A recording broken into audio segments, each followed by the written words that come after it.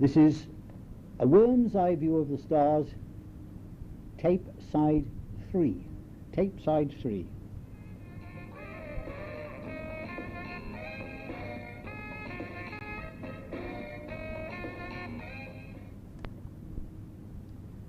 On the last tape, I was describing the construction of our beds, our charpoys. My charpoy became very important to me. I spent a lot of time on it as I gradually became less and less healthy and a regular visitor to sickbay. Apart from things like styes on the eye, poisoned whitlows, reaction to inoculations, dysentery, bladder trouble, fevers, and so on, I suffered from frequent severe headaches and feelings of lassitude. "Try to keep out of the sun," said the medical officer. What a forlorn hope. Looking back, I can see that the combined effects of this life were really getting me down. From January to April, we remained at Diggory, although we moved in mid-February to a properly constructed camp and airfield on the other side of the temporary camp. This was called Gem Barney. Our days were routine rounds of engine changes and so on, and we seemed to have put new engines in every aircraft we had. The aircraft flew regularly, making many bombing missions on Japanese airfields and railway junctions. Looking back, it now seems ironic that a lot were on the port of Akiab on the Burma coast, where I subsequently went. When we were moving into the new quarters, I was on a night guard at the then unoccupied squadron offices, largely empty, although being prepared for occupancy.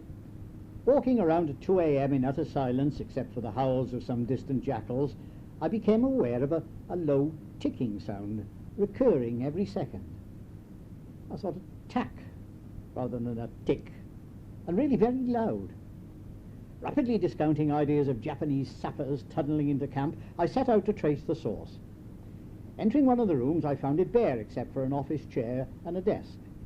Well, the sound was now very loud indeed, and it seemed to come from the chair.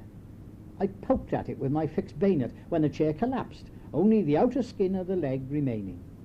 The rest was being champed away by a great larva, some 2 inches long and half an inch wide.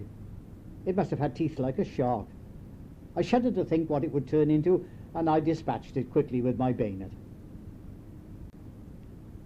About this time, I heard that the Bishop of Calcutta would be celebrating communion in one of the paddy fields. I had been impressed with him before, so I went along. He gave an address which I've remembered ever afterwards. He was very much a serviceman's padre. He spoke of the difficulty in this material world of believing in a creator, not itself of the material world. He'd been reading a book and commended the thoughts it contained to us. If it was hard for us to accept the concept of a purely spiritual being, it is well to ponder that all we thought of as material was built from molecules, and they in turn from atoms. Atoms themselves were formed from protons and neutrons. Neither of these were material things, but were mighty forces that, for want of better understanding, we termed electrical energy.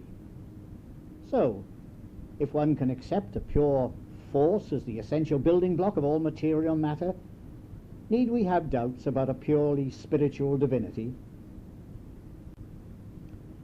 There was a sad event on the 16th of March. Our aircraft had still been using forward landing strips, and a party of ground crew who had been to Agatala was due to return. 2 kites, Y for Yorker and C for Charlie, went to collect them, but they collided over a riverbed near Dhaka. One aircraft survived, but the other, with a lot of ground crew, was lost.